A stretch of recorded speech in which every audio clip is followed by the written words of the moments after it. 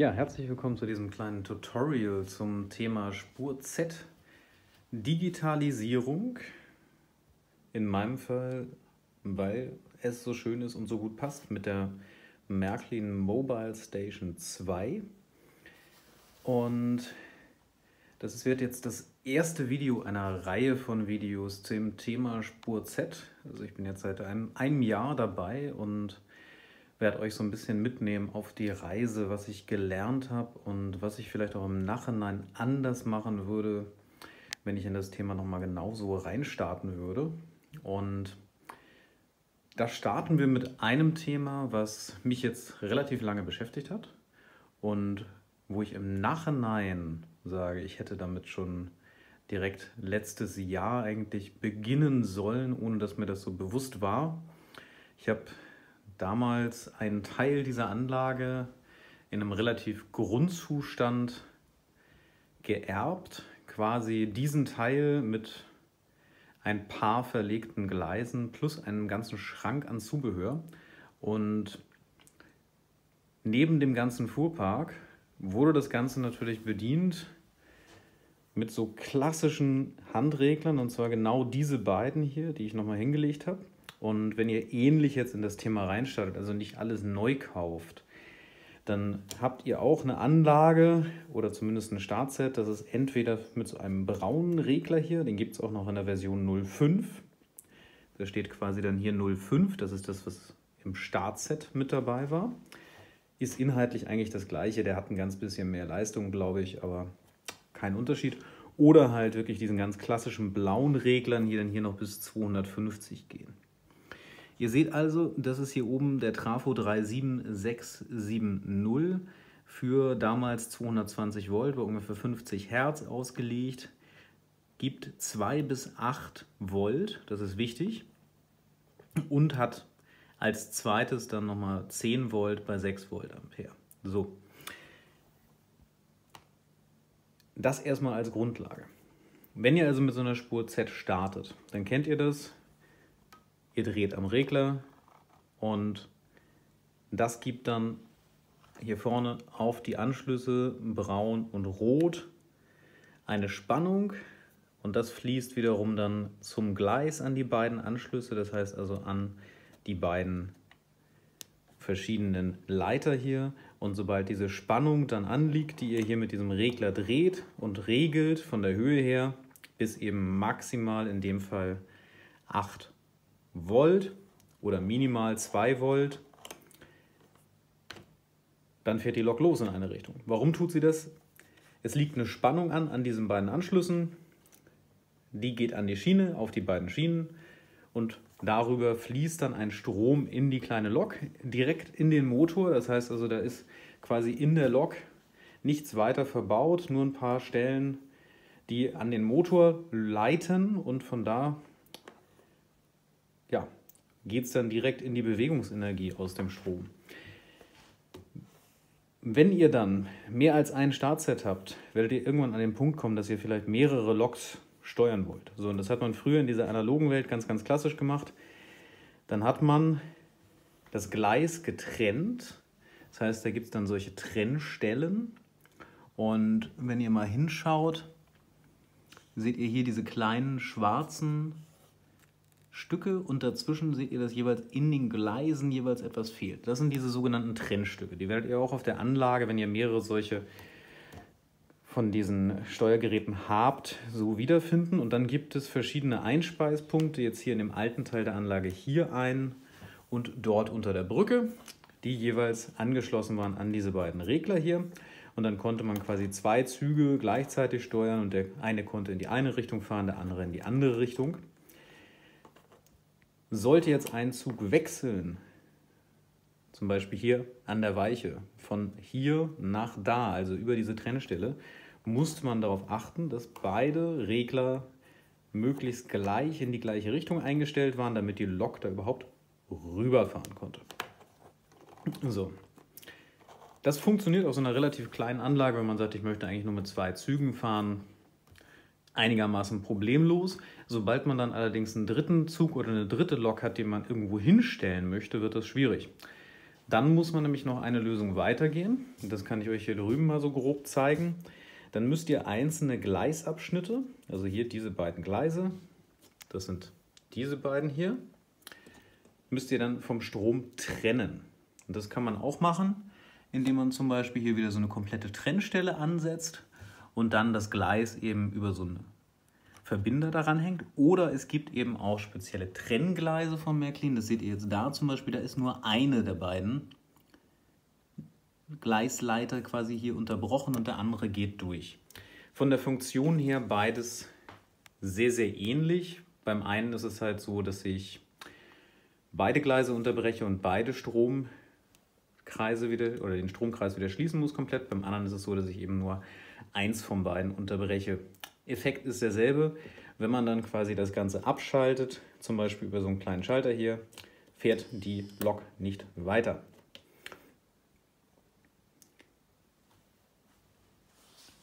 Das Ganze ist aber, und das kann ich euch jetzt im Nachhinein sagen, ein riesen Aufwand, wenn ihr diese Verkabelung betreiben wollt. Und es kann sehr, sehr fehleranfällig sein. Und um den gleichen Effekt zu erreichen, könnt ihr das Ganze viel, viel einfacher haben. Und das ist dann das Thema Digitalisierung, zum Beispiel mit dieser Mobile Station hier. Das heißt, dann braucht man die nicht mehr oder den hier. Das kann alles weg. Das Einzige, was man braucht, ist ein Regler. Und dieser Regler hier kann jetzt in der Direktansteuerung bis zu 11 Loks gleichzeitig und ich glaube speichern bis zu 40 Loks auf einer Anlage betreiben. Hat natürlich irgendwann eine maximale Ausgangsleistung, die ihr theoretisch erreichen könntet. Ich glaube, das sind hier 1,9 Ampere, die da rausgehen. Und wenn ihr 20 schlecht gewartete Z-Loks gleichzeitig fahren lasst, also hintereinander auf der Anlage, dann kann das sein, dass das irgendwann eng wird. So, aber im Regelfall habt ihr ja keine 20 Loks, die ihr da fahren lassen wollt. Was braucht ihr dann noch? Als nächstes müssen dann diese kleinen Loks jeweils alle mit einem Empfänger, einem sogenannten Decoder, ausgestattet werden. Und da gibt es relativ einfache Lösungen, also zum Beispiel hier bei diesen klassischen Drehgestell-Loks, darum stehen die jetzt hier. Die sind ja relativ einfach aufgebaut, in dem Fall hier jetzt mit Oberleitung. Und da gibt es schöne Anleitungen zu, wie man dann da einen Decoder reinbaut. Eigentlich relativ einfach, man nimmt quasi das Gestell der Lok hier unten raus aus dem Plastiküberzug, der meistens relativ schick aussieht, wie hier jetzt bei dieser kleinen, ich glaube 111. Und dann findet ihr hier oben eine Platine und diese Platine kann man austauschen. Da gibt es zum Beispiel von Felmo schöne, gegen eine mit sogenannten Decoder drauf und schon ist die Lok digitalisiert.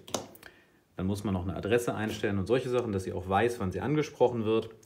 Aber das sind dann nur noch kleine Sachen. Das gleiche gilt auch hier, wenn man sich das anguckt. Auch wieder so eine Drehgestell-Lok.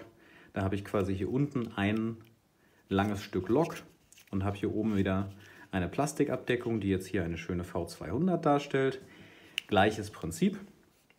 Das Einzige, was ein bisschen aufwendig ist bei den Märklin-Loks, es gibt ganz, ganz unterschiedliche Bauweisen und abhängig vom Alter der Lok braucht ihr dann auch unterschiedliche Platinen und alle diese Dinge. Findet ihr aber alles im Netz, zum Beispiel eben bei Felmo in großen Listen, geht dann relativ einfach. So, schwierig wird es dann bei solchen Kandidaten hier, also diese klassische BR89 ist ja die typische Z-Lok. Da habt ihr quasi überhaupt keinen Platz für einen Decoder, also auch wenn ihr die aufmacht, da ist kein Platz drin und man muss dann anfangen, hier im Endeffekt im Gehäuse ein bisschen zu fräsen und ähnliches. Ich habe es jetzt hier nicht gemacht, also das ist quasi hier eine von meinen Opfer-Loks, ihr seht das, markiert dadurch, dass hier ein Zahnrad fehlt, also die hat keine Bürsten, deswegen kann ich die hier auf eine digitale Anlage einfach so raufstellen. Da passiert nichts, der Motor ist quasi nicht angeschlossen und die ist dann so ein bisschen Deko.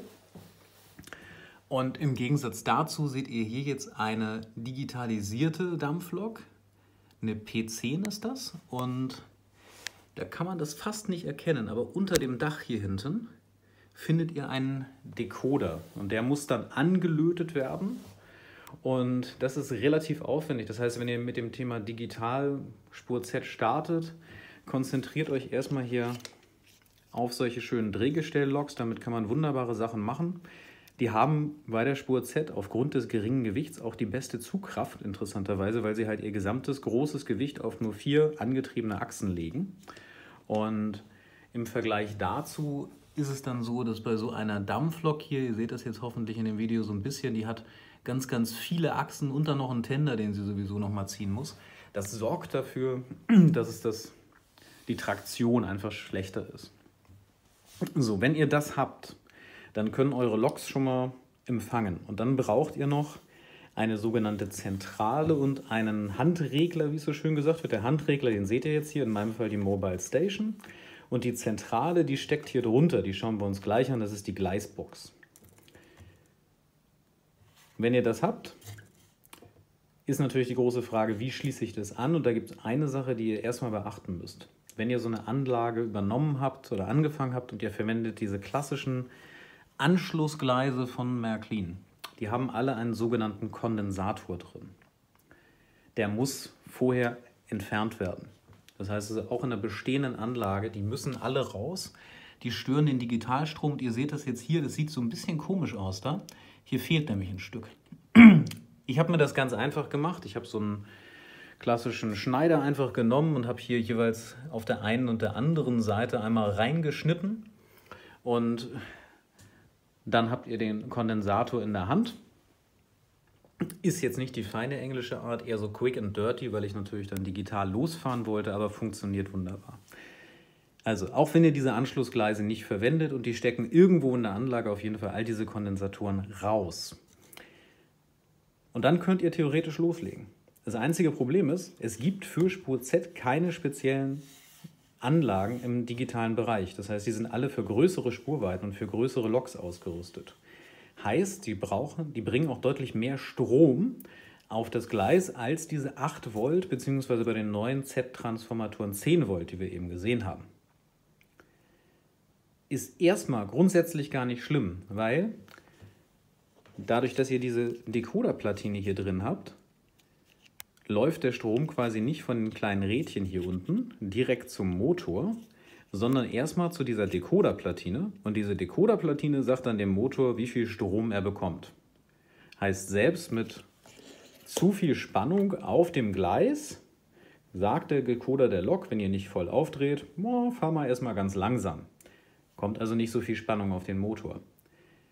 Aber die Decoder, die hier verbaut sind, sind auch mit einer maximalen Spannung versehen. Das sind meistens so um die 18 Volt. Bei den kleinen hier, in Spitzen kann das auch mehr sein. Problem ist aber nur so eine Mobile Station, zum Beispiel für H0, die haut grundsätzlich schon mal 18 Volt als Grundspannung raus. Ja? Also das kann man hier auch sehen. Wenn wir jetzt hier hingehen und dann könnt ihr das gleich sehen, Verbrauchswerte, Spannung, seht ihr 18,6 Volt, gibt die einfach schon mal raus, ohne dass auf der Anlage irgendwas passiert. Ja, also hier fährt nichts. Das Einzige, was ist, ich habe Spannung auf dem Gleis. Und das ist auch so ein Thema bei digital. Ihr habt sofort Spannung auf dem Gleis, immer die volle Spannung, auch wenn nichts fährt. Das heißt, wenn kein Regler aufgedreht ist, die Lok, die da steht, die hat ja eine Adresse. Und solange hier die Mobile Station der Lok nicht sagt, jetzt fahr mal los, liegt die Spannung einfach auf dem Gleis. So, jetzt sind 18,6 Volt natürlich viel zu viel für so einen kleinen armen Decoder. Und es gibt dazu auch ganz, ganz viele Artikel im Netz. Diese 18,6 Volt sind nicht immer da. Manchmal sind das auch viel mehr Volt. Zum Beispiel bei Spannungsspitzen und Ähnlichem. Das heißt, was macht man? Wenn ihr so eine Mobile Station kauft, habt ihr normalerweise so einen Stecker, Anschlussteil. Das geht dann hier rein in diese Gleisbox. Und jetzt könnt ihr theoretisch hier ein anderes Netzteil verwenden, was zum Beispiel maximal 12 Volt rausgibt. Ist eine gute Idee, funktioniert. Ihr habt trotzdem noch diese Spannungsspitzen, die halt 12 Volt plus sind dann. Und es ist auch nicht so, dass das bei jeder Zentrale funktioniert. Mobile Station 2, da funktioniert das anscheinend. Gibt es auch viele Netzvideos und Artikel dazu.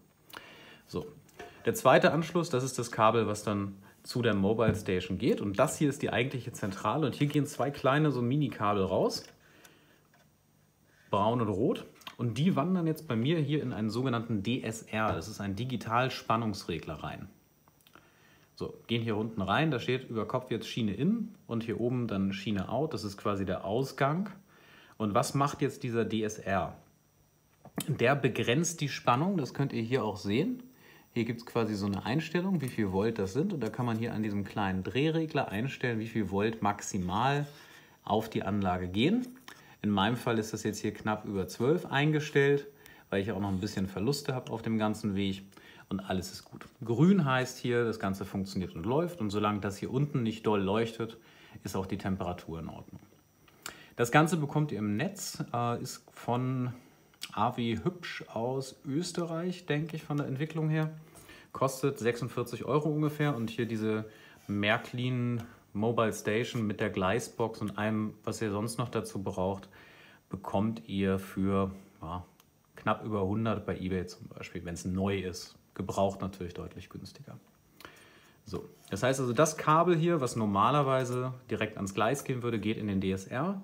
Hier oben geht es dann raus und in meinem Fall dann hier an so eine Verteilerleiste, wo die ehemaligen Gleisanschlüsse, die vorher an diesen schönen Transformatoren, ich hole ihn nochmal, ja, die da dran hingen, das sind quasi die Kabel, die jetzt da sind. Und ab da geht es dann eben in diese ganzen Gleisanschlüsse hier rein. Und jetzt kann ich theoretisch eben ganz, ganz viele Loks parallel hier fahren lassen und ich habe eben noch zusätzliche Funktionen, das seht ihr hier. In meinem Fall bei der P10, die wir eben angeschaut haben, ist das nicht viel. Also das ist zum Beispiel hier ein Rangiergang und das Licht. Können wir mal anmachen.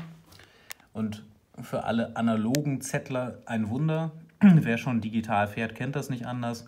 Jetzt haben wir vorne Licht an und jetzt kann ich natürlich da drüben das Licht auch wieder ausschalten und es kann wieder angeschaltet werden. So, das ist das eine. Und dann kann man hier auch, wenn man ganz vorsichtig regelt, ich versuche das mal ganz langsam zu machen. Da seht ihr jetzt, fährt die ganz langsam an. Ja. Und dann halten wir sie mal an. So. Geht auch relativ einfach. Dann drückt man hier quasi Stopp. Dann ist das Ganze angehalten. Der Vorteil ist, ihr könnt überall auf der Anlage so langsam fahren. Ja? Das heißt also, überall, wo die Lok Stromkontakt hat, bekommt sie jederzeit diese volle Spannung, die ich jetzt hier über diesen Spannungsregler auf eben etwas über 12 Volt geändert habe. Das liegt überall an. Das heißt also, ihr könnt theoretisch an jeder Stelle der Anlage fast immer die volle Leistung abrufen. Und das Ganze ist dadurch natürlich neben der Tatsache, dass ihr jetzt mehrere Loks betreiben könnt, ohne euch damit beschäftigen zu müssen, unterbreche ich jetzt hier irgendwo Gleise oder nicht, ja, der große Vorteil. Ihr könnt also jetzt hier quasi alle 3 Loks hintereinander stellen und dann der ersten sagen verlost, dann der zweiten, dann der dritten und es würde wunderbar funktionieren. So, also das erstmal zum Thema Digitalisierung. Es geht relativ einfach. Die Investitionsvolumen hängen stark davon ab, wie groß ist euer Fuhrpark, den ihr digitalisieren wollt. Also so ein Decoder zum Beispiel von Felmo, der eben in so eine Lok hier reingeht, der kostet 69 € und dann müsst ihr quasi 2 Schrauben lösen, eine neue Platine reinsetzen und los geht's. Wichtig ist, bevor ihr das macht, die Loks alle nochmal reinigen, weil ganz grundsätzlich, das habe ich auch im Netz gelesen und auch selber gelernt, eine Lok, die analog schlecht fährt, die fährt digital auch schlecht. Das macht da überhaupt keinen Unterschied. Wenn eine Lok aber analog gut fährt, dann fährt sie digital sehr, sehr gut. Das also erstmal als ersten Einblick in das Thema Digitalspur Z. Wenn ihr damit startet, irgendwas erbt und ihr wollt es richtig schön machen von Anfang an, dann fangt am besten gleich mit dem Thema an. Macht es nicht wie ich, beschäftigt euch Ewigkeiten mit so Abschnitten und Kabeln und Kabelsalat, sondern macht es gleich richtig und am Ende habt ihr dann eine ganze Menge Zeit gespart und wahrscheinlich auch Geld und deutlich mehr Spaß. Ja. Zum Abschluss jetzt noch einmal der Blick auf den aktuellen Stand der Anlage, wie sie so in der Breite aussieht und ich hoffe, es hat euch gefallen und wenn ja, dann bleibt dran, wenn die nächsten Themen online kommen. Danke euch.